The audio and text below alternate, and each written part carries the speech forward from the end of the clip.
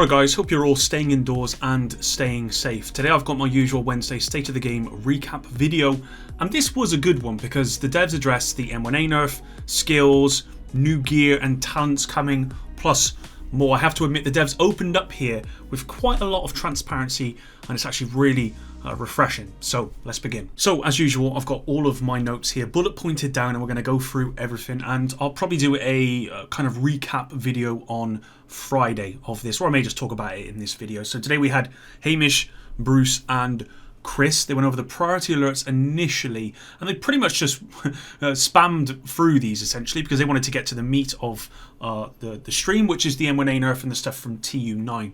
So known issues, the striker knee pads, where people were logging in and they were finding that the striker knee pads were replaced with like level 1 like dismantled knee pads or something like that. That was actually fixed yesterday after another maintenance, I believe later on in the afternoon. The damage to health, there's a UI issue on Stadia. Coney Island progression blockers is something that they're actively looking to fix as soon as possible because that obviously impacts the manhunt that's currently going on. Turret skills not placing, Firefly not launching or destroying as soon as it's been launched, shade levels not showing up in group UI, not being able to start and finish the Angel of Mercy contamination, and that's just to name a few at the moment. These are what they consider the priority at the moment. There are more obviously, and they are taking all feedback on bugs and doing their best to fix those as soon as possible so that we can get past these bug issues. They then went on to talk about the M1A Nerf, and specifically who started it was Chris. And so basically Chris apologised for the mistake of not including the M1A Nerf in the patch notes initially. Now if you watch my videos you'll realise I did the patch notes. I saw that there was no M1A Nerf and I was really happy until people told me there actually was, and they'd missed it out of the patch notes and they added it on later on. They said it wasn't on purpose, it's just a mistake. There's no advantage to them making this stealth nerf. There's no way people weren't going to see it. So it's just one of those things, and they really apologise. Then pass it over to Bruce, and Bruce talked about the balance aspect of the game and how did we arrive here with the M1A Nerf. So Bruce then went on to say, for the sake of transparency and making sure that everyone knows exactly what's going on, at some point months ago the M1A was buffed around TU8 to I think it was TU7, TU8 kind of time. The meta at that time was the Eagle Bearer and the Berserk clutch builds. The weapon, the M1A itself was actually overshadowed by everything else, but at that point it was actually a problem. Now ironically, when they obviously nerfed the M1A, and because they didn't want the one weapon to rule it all, they then knew that they had an M1A problem, and the M1A was already at that problem.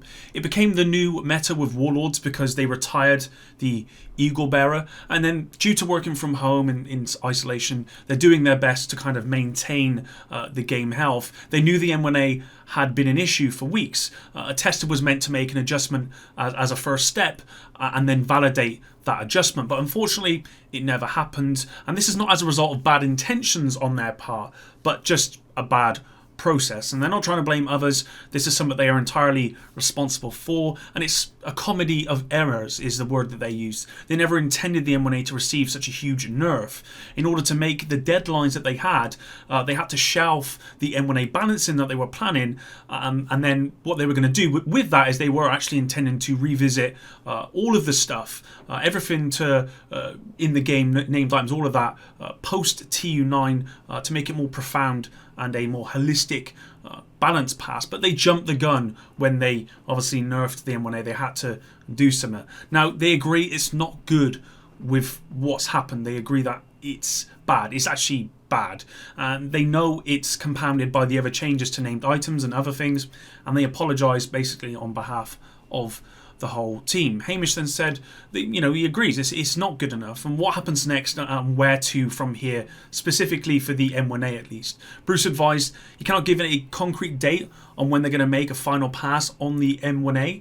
Chris then came in and said the first step is to revert the M1A back to pre-TU9 for PvE only. For PvP, there is going to be a 20% PvP nerf because they've seen the PvP audience actually specifically happy with this change, and they are well aware that the M1A was an issue in PvP, so they want to ensure it doesn't go back to what it was pre TU9. In terms of timing, it is going to be as soon as possible. The target is this week, but it may be next week. They don't want to throw too many maintenances at us all the time, so it may well be next week. Chris said when the change comes, there may be a Stadia UI issue, but they'll do something with that future. To clarify, in PvP, there will still be a nerf, but it will only be 20%.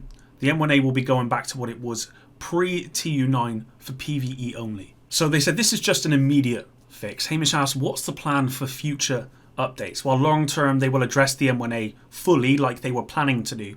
If you look at every other weapon in the game, 100%, if everything else is tuned accurately at 100% for every other weapon in the game, then you have the M1A, which is actually at about 120%.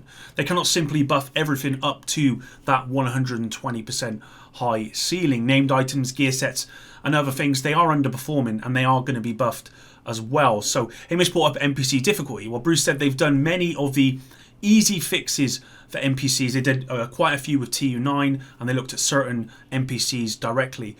They are now kind of getting into the nuanced areas of NPCs. Bruce said there are definitely outliers that are not ideal. That being said, the discussion around difficulty is an ongoing debate, and there are many opinions, not just within the community, but within the studio as well, I presume. They are trying to appeal to both the casual players, and they are trying to appeal to the hardcore players as well. They are conscious of player skill and mastery that is needed. So just making gear way more powerful, it kind of ruins that. And it's a fine balancing act, and they want to continue to work on it. Chris said you need to bear in mind they have a raid coming out, and there has to be a summit to climb, like going up a mountain. If you have the best gear, then you're there already. But they then went on to confirm that the second raid, the Foundry, will be coming soon. It's still planned for spring, which based on Northern Hemisphere is between March 1st and June 1st. So if that's accurate, we're looking about the next kind of 5 weeks. Chris said they are always looking at balance within the game. Nikki is currently looking at containers and the loot that you get from them. This is obviously not a quick fix. The current target date to address more balanced stuff, containers, loot, and general stuff like that, kind of a loose date is June time. This will be a larger balance pass looking at difficulty, loot, and other such things. Hamish then brought up the send-off talent. Bruce said that in TU8, they removed holstered talents. Rooted was a holstered talent. The send-off had perfectly rooted with a huge range increase. It was never intended to have perfectly rooted. It does become part of the inadequacy of skill builds, and they understand that this just makes it kind of worse for some people.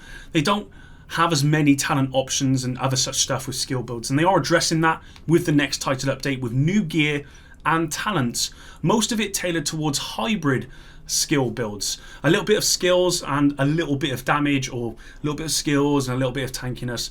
They are aware they are not performing as well as they should, and that's something they will be addressing, hopefully in the near future. In the coming weeks, they will be talking about the new title update and what it's going to look like. They will be way more transparent, and they just apologise for the mistakes with TU9. They might not be able to give us everything kind of every week, but as soon as they have anything that they feel is worth sharing, then they obviously will on Twitter, state of the games, all of that sort of stuff. They went on to move on to exotics and the topic of that. The question was, if exotics are not meant to be the best in slot items, why do they still feel like they are underperforming?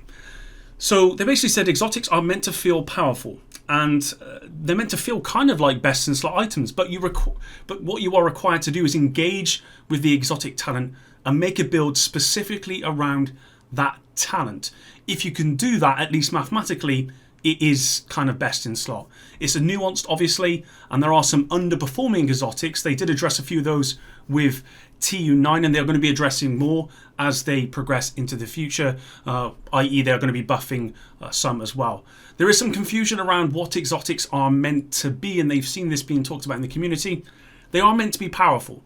They're meant to be sought after items that you want to collect. They are going to be working on them until people feel that way about them, because they realise that, but certainly with some exotics, it doesn't feel that way at all. What they are trying not to do is to go back to what the Eagle Bearer was, where everyone ran it and everyone wanted it to be that. They want them to be specific, and they want you to build around them rather than just kind of throw them into a build because they're the best item in the game, and it doesn't matter what the build is, essentially. They want to talk about the True Patriot topic. They've seen a lot of conversation about the True Patriot nerf, and that it stemmed from them trying to manage PvE, which in turn impacted PvP. They said that's not the case. The third-party heal was simply overtuned, and that's it. It was mathematically far above even a dedicated healing build. True Patriot is meant to make the enemy worse and make you a little bit better. It was never meant to be the tankiest gear set and the most survivability through sustainability. True Patriot should be working as it should now, at least mathematically. It's still very powerful, but not far and away above anything else in terms of healing.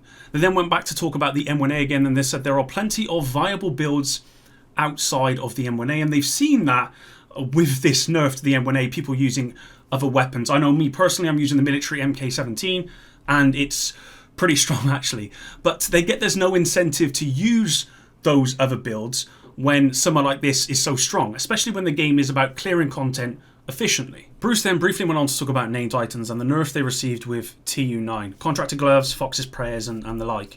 The named item attributes like damage to armor, damage to health, etc., they're all multiplicative, and in that case they are stronger than other attributes that are additive, way stronger, and they were overtuned as well. They were so far and above the best in slot under all circumstances. You run a skill build, you run a hybrid build, you run a whatever build you're running, you put these in there just because they're so good. The dev said the game is at its best when there are options and many ways to play the game, and I have to admit I think we all probably agree there. They don't want you to feel obligated to run a particular piece of gear just because it's way stronger than anything else in the game. In the long run, these changes to the named items, they're going to be for the better. They then went on to confirm the free trial is available for the game right now. There are no limitations as such. It's not you have to do it. It's not a free weekend or free for a year or whatever. It's free at the moment. You can play for up to 8 hours or up to level 8, and progress transfers if you purchase the game. They then included the soda backpack trophy and free apparel cash keys that you get for logging in before May 5th. I will just say quickly with this, I haven't received mine, and plenty of people I know haven't actually received this yet, so there may be an issue there that they didn't confront in State of the Game. Whether that's because they don't know about it or something they're working on, I don't totally know. They then just confirmed the new Saturn target is available now, and that was it for the end of the stream. I have to admit that generally I was quite impressed with the stream because the devs were felt so transparent. Okay, they apologized for everything. They said it was from the top down essentially, that they did stuff that they too soon, and there's some fundamental errors within the studio when it did this stuff that's made for these issues that people are complaining about, and I gotta respect that because it must be hard for the devs to come on here every week and this community are pretty fiery, and take all of that and then own up to the mistakes. And if you can own up to your mistakes, then I've got all the respect for you. What I will say just quickly, and not to leave a negative thing on this video, but the devs have said before that they are as transparent as they can be, and I believe them. I do believe they're transparent, but again here they're saying that they're going to be more transparent. You shouldn't have to be more transparent. You're either transparent or you're not. So just remain transparent and committed to the community and what we want, and it's just going to be better for everyone. That's it for today's video, guys. Thanks very much for watching. Until the next one, Epic out.